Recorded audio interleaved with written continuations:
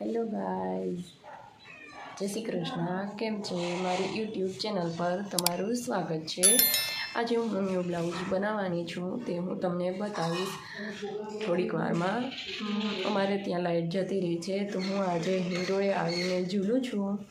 દેખો, હિંડોળો છે ત્યાં બેઠી છું અને ઝૂલું.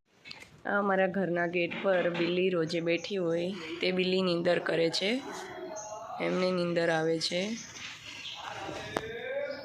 આ આપણું બ્લાઉઝ છે. આ બ્લાઉઝમાં હું આજે વર્ક કરવા બેસવાની છું. આ તેમની સ્લીવ છે, લોંગ સ્લીવનું કરવાનું છે. તે કેવું થાય છે તે આપણે આગળ જોશું.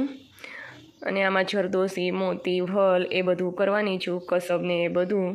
મારા આગળના બ્લોગમાં તમે જોયું જ હશે, બ્લોગમાં કે કેવું બ્લાઉઝની સ્લીવ ને નેક ને તે થયું છે. તે તમને જોયું હોય અને સારું લાગ્યું હોય તો મારી ચેનલને લાઈક કરજો, શેર કરજો ને સબસ્ક્રાઈબ કરવાનું ના ભૂલતા. હેલો ગાઈઝ, આટલું તો થઈ ગયું છે બ્લાઉઝ તૈયાર. અને બપોરના 12 વાગી ગયા છે.